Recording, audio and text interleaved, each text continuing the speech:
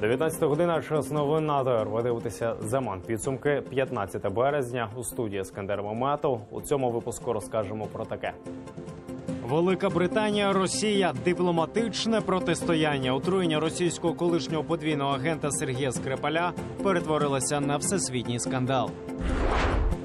Мала намір підірвати купол парламента та закидати гранатами урядове ложе. Генпрокурор звинуватив Надію Савченко у підготовці теракту у Верховній Раді. Луценко вимагає зняти з неї недоторканність. День напередодні псевдореферендуму. АТР розкаже про події 15 березня 2014-го у Криму.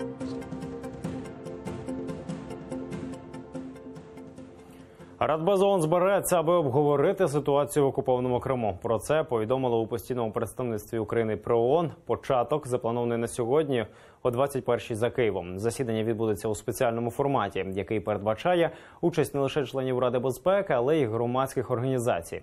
Відомо, що у зібранні братимуть участі представники Меджлісу. Головним доповідачем від України буде заступник міністра закордонних справ Олена Зеркаль. Як повідомив речник постійного представництва України при ООН Олег Ніколенко, головна мета сьогоднішньої доповіді – привернути увагу світу до проведення незаконних виборів президента в окупованому Росією Криму. Цей захід також важливий з точки зору отримання оновленої інформації, свіжої інформації про ситуацію в Криму. Тому наш виступ, він буде присвячений саме те, що зараз відбувається там, які там чиняться порушення окупаційною владою проти жителів півострова. Ми також будемо говорити про саме власне організацію незаконних виборів, що це є порушенням статуту ООН, що це є порушенням інших міжнародних документів, в тому числі двосторонніх з Росією.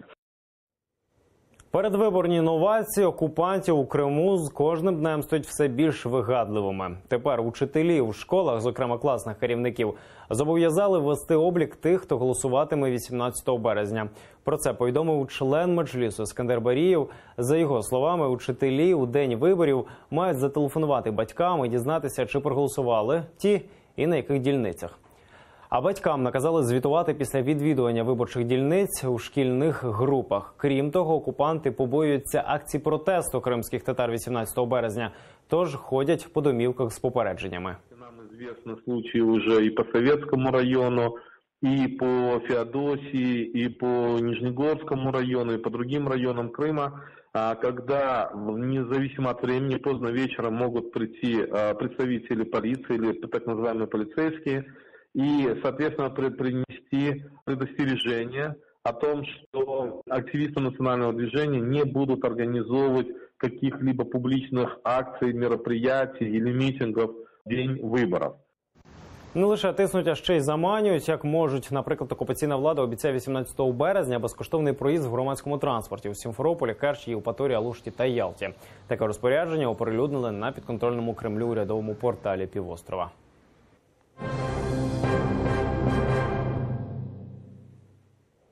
Скандал щодо отруєння шпигуна Сергія Скрипаля щодня набирає обертів. І вони не на користь Росії. Стосунки між Москвою та Лондоном зіпсувалися вкрай. Росія вже готує відповідь на вчорашнє рішення видворити російських дипломатів з Великої Британії. Подробиці далі в сюжеті. Москва анонсує видворення британських дипломатів. Це у відповідь на аналогічні дії Лондона, каже міністр закордонних справ Росії Сергій Лавров. Термін не називає, лише каже «скоро». Британський міністр оборони на це заявив. Що ми робитимемо? Ми подивимося, як Росія відповість на те, що зробили ми. Те, що Росія зробила у Солсбері, є абсолютно жахливим і обурливим. Ми відповіли на це. Якщо чесно, Росія має відійти і заткнутися. Усі останні події навколо отруєння подвійного агента Скрипаля чітко показують, Росія знову намагається показати, її тут нема. Проте світ як ніколи одностайний. Спільну заяву про роль Росії в отруєнні Скрипаля вже зробили лідери США, Німеччини, Британії та Франції. В ній зазначили, Москва відповідальна за цю атаку. У НАТО ж заявили, отруєння у невеликому британському місті Солсбері відбулося на тлі безрозсудної поведінки Росії. Така поведінка включає незаконну анексію Криму та військову підтримку сепаратистів на сході України, військову присутність в Молдові та Грузії проти волі цих країн, спроби підірвати демократичні вибори та діяльність установ. Через отруєння Скрипаля напередодні збирався і Радбез ООН. За словами постпреда США Нікі Гейлі, Сполучені Штати повністю солідарні з Об'єднаним Королівством. Якщо ми не відреагуємо негайно, не застосуємо конкретних заходів, Солсбері не стане останнім місцем, де ми побачимо застосування хімічної зброї. Росія ж звинуватила Британію у створенні істеричної атмосфери і спробувала проштовхнути свій проект заяви Радбезу ООН для преси. Безрезультатно. Його заблокувала Британія. Мы требуем предъявления материальных доказательств якобы обнаруженного российского следа в данном резонансном деле. Без этого заявления о наличии неопровержимых данных в расчет приниматься не будут. Тим часом у Британії заявляють, у них достатньо доказів, що Сергія Скрипаля отруїли нервово-паралітичним газом «Новачок», який привезли з Росії. І припускають, атака сталася у власному авто колишнього російського ГРУшника. Нервово-паралітичну речовину могли нанести або на ручку, або заприснути у вентилятор. Вероніка Іващенко, Заман, АТР. Велика Британія шукає альтернативу російському газу, бо не хоче, аби Кремль використовував енергетичний ресурс як важіль впливу на неї.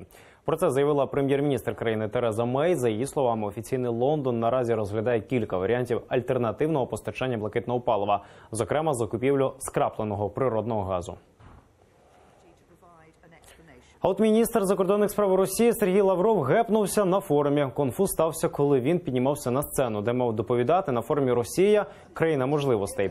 Після інциденту міністр вкрай обережно сідав у крісло. Відео відзняли учасники форуму і виклали його в YouTube.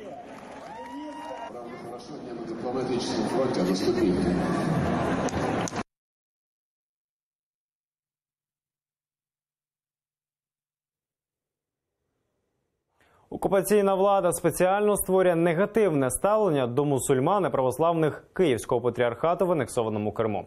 З перших роблять терористів, з других – фашистів. Правозахисники переконані, це стратегія окупанта, аби позбутися людей, які не хочуть підкорятися Кремлю. Аби протистояти такій політиці, треба вводити персональні санкції проти тих, хто чинить релігійне переслідування на півострові, а також створити міжнародний майданчик з деокупації Криму на зразок Мінського процесу, кажуть правозахисники. По так званій сфабрикованій абсолютно політичній справі Хізбут-Тахрір проходить 2/5 всіх політв'язнів. Це 25 людей з 67. І ми розуміємо, що цей ореол також створюється і для інших мешканців Криму, щоб показати, що подивіться, от мусульмани чи кримські татари, вони є небезпечними потенційно, і що ми таким чином зберігаємо спокій на півострові, що дуже очевидно підкуповує оцих проросійських мешканців Криму. Що для Росії одним із механізмів є все ж таки санкції. Ми вважаємо, що ці списки важливо доповнити також тими людьми, які безпосередньо залучені до порушення релігійних прав в Криму, і ми готові сприяти і надавати таку інформацію. Ми продовжуємо згадувати події 2014-го. 15 березня у суботу, напередодні незаконного референдуму, в Сімферополі відбувся останній мітинг проукраїнських активістів. Учасникам акції почали погрожувати розправою. У цей день Верховна Рада України розпустила парламент Автономної Республіки Крим, а у населених пунктах Криму окупанти почали облаштовувати дільниці для проведення так званого референдуму та завозити бюлетені. У Білогірському районі знайшли Решата Аметова мертвим. А в Нью-Йорку на екстреному засіданні Радбезу ООН Росія заблокувала резолюцію про територіальну цілісність та суверенітет України, яким увійшло в історію 15 березня 2014-го. Далі без коментарів.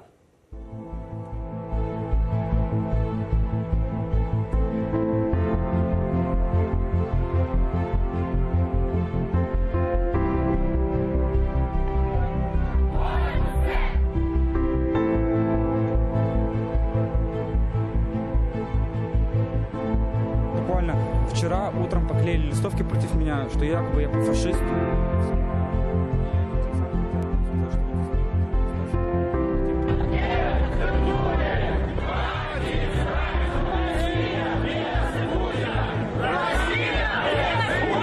Что получит этот Скажите мне, что он получит? Он получит врага в лице Украины. За 278 голосів рішення прийнято.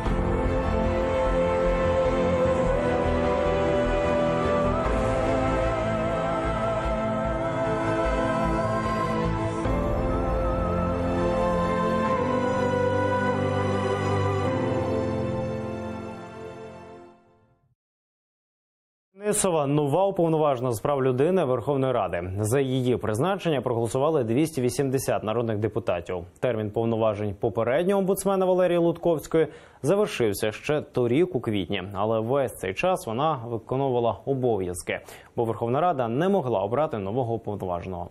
Людмила Денисова свого часу у Криму очолювала пенсійний фонд, була міністром економіки, а потім фінансів Криму та начальником Кримського держказначейства.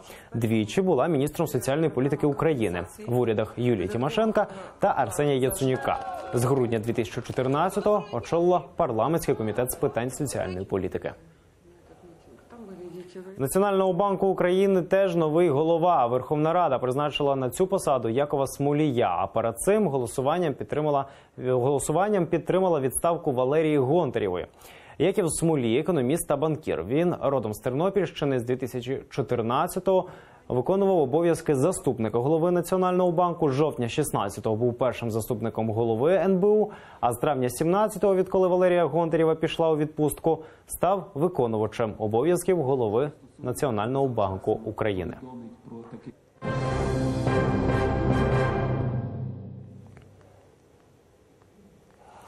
Герой України Надія Савченко готувала теракт у Верховній Раді. Принаймні, такі дані оприлюднив генпрокурор України Юрій Луценко. Він заявив, що у правоохоронців є купа беззаперечних доказів цього. Луценко вже вніс до парламенту подання про притягнення її до кримінальної відповідальності, затримання і арешт. Сьогодні ж Верховна Рада виключила Савченко зі складу Комітету з національної безпеки і оборони. Сама ж депутатка заявила, що генпрокурор під час Майдану закликав повалити владу. Детальніше про цю історію розкаже Олена Стецюк. Надія Савченко готувала кривавий теракт у стінах Верховної Ради. Шокуючі дані слідства оприлюднив з трибуни парламенту генеральний прокурор Юрій Луценко. Що Надія Савченко, народний депутат України, особисто планувала, особисто вербувала, особисто давала вказівки про те, як провести терористичний акт тут, в цьому залі, знищивши бойовими гранатами дві ложі, урядову і посадову, мінометами обрушивши купол Верховної Ради і автоматами добиваючи тих, хто виживе. Луценко терміново вніс у Верховну Раду подання про притягнення Савченко до кримінальної відповідальності, затримання та арешт. Тим часом з Комітету нацбезпеки і оборони колишню бранку Кремля вже виключили. Мовляв, не повинна мати доступ до держтаємниці. На жаль, ми мали справу з послідовною ідеологічною підтримкою виключно ТС Кремля, на якій вона була дуже добре підготовлена. Її заява, єдина притомна заява, на мій погляд, яку вона зробила, це прохання не дати їй скурвитись. Сама Надія Савченко привела до СБУ свідчити у справі керівника Центру звільнення полонених Володимира Рубана, якого раніше затримали при спробі ввести з окупованої території Донбасу арсенал зброї. Знову ж таки, за версією СБУ, для організації теракту. Каже, готова взяти його на поруки. У всіх злочинах звинуватила українську владу. Переконана, розстріли на Майдані розслідувані не будуть. Трибуни закликав до того, щоб знести владу. закликав до того і обіцяв людям, що буде на Майдані зброя. Після допиту в СБУ Савченко прийшла в Раду, але пробула там недовго. До неї підійшли кілька колег, і вона з ними пішла.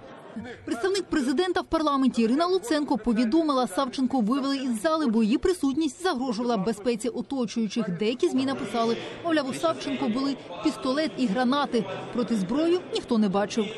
Вже наступного тижня подання генпрокурора на Надію Савченко розгляне регламентний комітет, а депутати у залі дадуть свій вердикт колезі. На тому може й закінчитися її депутатська кар'єра, а починалася вона стрімко, коли у травні 16-го року її звільнили з російської буцегарні після полону бойовиків. На рідну землю приземлилася на літаку президента України. Просто дайте мені не скурватись, дайте мені не спаскудитись. Ще будучи за ґратами у Росії, у вересні 14-го року партія «Батьківщина» віддала Савченко перше місце у своєму передвиборчому списку. У перший робочий день в Раді помітно нервувала, приїжджала заздалегідь і курила поряд. У грудні 16-го з лав фракції Савченко вийшла і створила свою політичну силу. Серед гучних заяв українці, мовляв, мають вибачитися перед Донбасом. У жовтні 16-го їздила на окуповані території, де розмовляла з терористами. Пізніше зустрічалася з ватажками бойовиків у Мінську.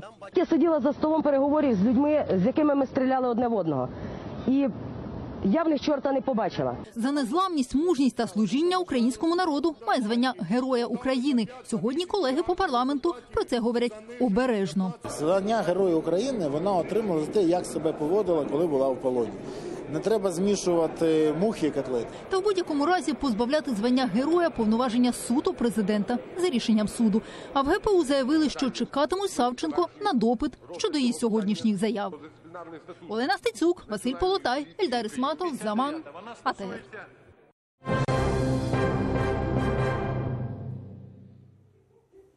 Заарештували через заклики бойкотувати вибори. Російського десантника з Махачкали Асхаба Алібекова, який днями виклав відповідне відео у YouTube, схопили правоохоронці. Відео із затриманням десантника зняли на мобільний телефон випадкові свідки. Асхаб Алібеков напередодні записав відеоролик, у якому закликав людей проігнорувати президентські вибори, бо результат цих перегонів вже і так відомий. Цей ролик у соцмережах зібрав понад 500 000 переглядів. Слушай, Путин, Владимир Владимирович, иди домой, а? За его высказывание его изначально уволили с работы. Сегодня он был арестован. То есть вчера еще Путин приезжал в Дагестан.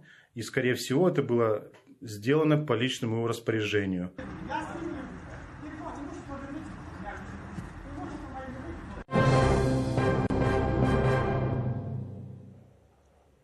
Родина лідера кримсько-татарського народу Мустафи Джемілєва стала більше. 13 березня на світ з'явилася його онучка Мар'єм.